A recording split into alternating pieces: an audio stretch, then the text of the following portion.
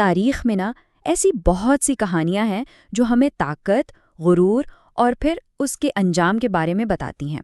آج ہم ایک ایسی ہی کہانی پر بات کریں گے، ایک بہت ہی قدیم اور طاقتور قوم کی کہانی جسے صرف ایک چیز نے، ایک مہلک خامی نے تباہ کر دیا، اور وہ تھی تکبر۔ یہ ایک ایسی داستان ہے جو سچ پوچھیں تو آج بھی ہمارے لیے اتنی ہی اہم ہے جتنی صدیوں پہلے تھی۔ کون ہے ہم سے زیادہ طاقتور؟ دیکھیے، یہ کوئی سوال نہیں تھا، یہ تو قوم عاد کا ایک دعویٰ تھا، ایک اعلان تھا، اور یہی وہ نعرہ تھا جو ان کے غرور کی اور پھر آگے چل کر ان کی تباہی کی بنیاد بنا۔ تو سوال یہ ہے کہ آخر ان کے پاس ایسی کیا طاقت تھی؟ آئیے ذرا دیکھتے ہیں۔ تو کہانی شروع ہوتی ہے قوم عاد کی، کہہ لیں کہ بے مثال طاقت سے۔ ایک ایسی قوم جسے کوئی شکست نہیں دے سکتا تھا، یا کم از کم وہ ایسا ہی سوچتے تھے۔ انہیں اپنی طاقت پر اتنا زیادہ بھروسہ تھا، اتنا ناز تھا کہ وہ خود کو لاپہانی سمجھ بیٹھے تھے۔ کچھ روایات کے مطابق ان کے قد، سوچئے ذرا، 150 فٹ تک لمبے ہوتے تھے۔ اب آپ خود اندازہ لگائیں، اتنی بڑی جسامت، یہی تو ان کے احساس برتری کی سب سے بڑی وجہ تھی۔ وہ زمین پر ایسے چلتے تھے جیسے کوئی پہاڑ چل رہا ہو، اور بس اسی چیز نے ان کے دماغ میں یہ بات پکی کر دی تھی کہ بھائی، ہمارا تو کوئی مقابلہ ہی نہیں کر سکتا۔ اور یہ صرف قد کی بات نہیں تھی، وہ اپنی طاقت کا کھلم کھلا مظاہرہ کرتے تھے۔ سوچیں، پہاڑوں سے بڑے بڑے بھاری پتھر کاٹ کر ایک جگہ سے دوسری جگہ لے جانا ان کے لیے کوئی بڑی بات نہیں تھی۔ وہ بڑے بڑے اونچے اور مضبوط محل بناتے تھے۔ اپنی اسی طاقت کے زور پر وہ پوری سرزمین پر راج کرتے تھے۔ انہیں تو پکا یقین ہو گیا تھا کہ ہم تو ہمیشہ زندہ رہیں گے، اور ظاہر ہے یہی سوچ ان کے غرور کو اور بڑھاتی چلی گئی۔ لیکن ان کی ساری طاقت کے باوجود ان کی اصل کمزوری جسمانی تھی ہی نہیں، وہ تو اندر سے کھوکھلے ہو رہے تھے۔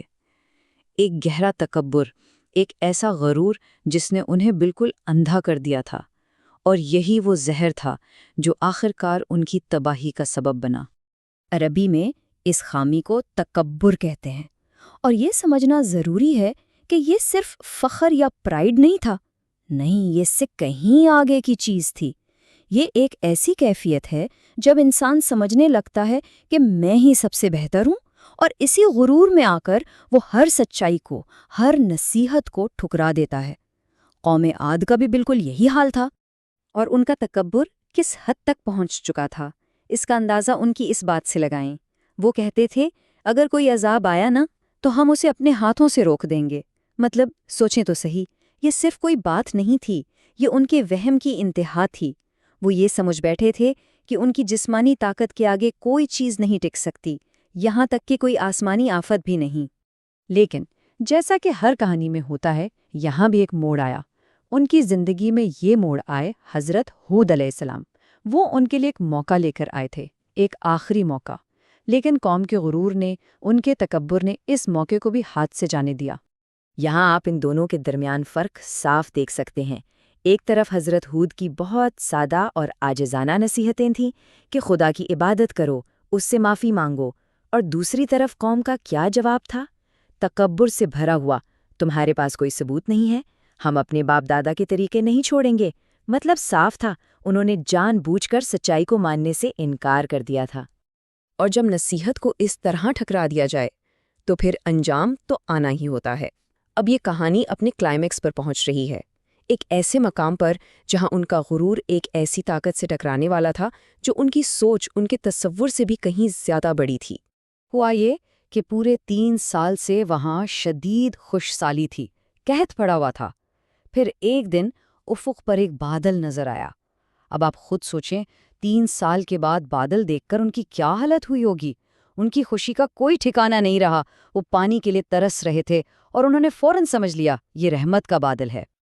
وہ تو جشن منانے لگے، خوشیاں منانے لگے کہ چلو بھئی، آخرکار بارش ہوگی۔ لیکن یہی ان کی سب سے بڑی غلط فہمی تھی، ان کی سب سے بڑی غلطی۔ جس چیز کو وہ اپنی نجات سمجھ کر خوش ہو رہے تھے نا، اصل میں وہی ان کے خاتمے کی شروعات تھی۔ کیونکہ وہ بادل رحمت کا نہیں تھا، وہ تو عذاب کا پیغام لے کر آیا تھا۔ اس بادل سے ایک ایسی خوفناک آندھی شروع ہوئی جو رکی ہی نہیں، پورے 7 رات اور 8 دن مسلسل وہ آندھی سب کچھ تباہ کرتی رہی۔ یہ کوئی عام طوفان نہیں تھا، یہ تو قہر تھا۔ اور جب 8 دن بعد یہ طوفان تھما تو پیچھے کچھ نہیں بچا سوائے ایک خوفناک گہری خاموشی کے۔ اور اس خاموشی میں کیا منظر تھا! وہ دیو جیسے طاقتور لوگ زمین پر ایسے بکھرے پڑے تھے جیسے کھجور کے کھوکھلے تنے ہوں۔ ذرا اس تصویر کو ذہن میں لائیں، کہاں وہ پہاڑ جیسے لوگ اور کہاں یہ انجام! ان کی پہلی طاقت اور اس المناک انجام میں کتنا بڑا فرق تھا! تو کہانی کا اختتام تو ایک بہت ہی اداس خاموشی پر ہوتا ہے، لیکن یہ خاموشی بولتی ہے۔ یہ اپنے اندر ایک ایسا سبق رکھتی ہے جو کبھی پرانا نہیں ہو سکتا، ایک ایسا سبق جو رہتی دنیا تک کے لیے ہے۔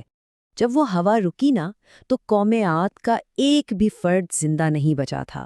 کچھ باقی تھا تو بس ان کے خالی گھر، ان کے ویران محلات، ان کی وہ ساری طاقتیں، ان کے بڑے بڑے دعوے، ان کی اونچی اونچی عمارتیں، سب کچھ ایک لمحے میں بے معنی ہو کر رہ گیا۔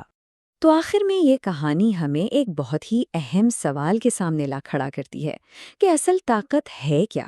کیا یہ جسمانی قوت اور تکبر کا نام ہے، یا پھر اصل طاقت عاجزی اور سچائی کو مان لینے کی ہمت ہے؟ قوم عاد نے تو اپنا انتخاب کر لیا تھا، اور تاریخ آج بھی ان کے انجام کی گواہی دیتی ہے۔ اب سوچنے کی بات یہ ہے کہ ہمارا انتخاب کیا ہوتا ہے؟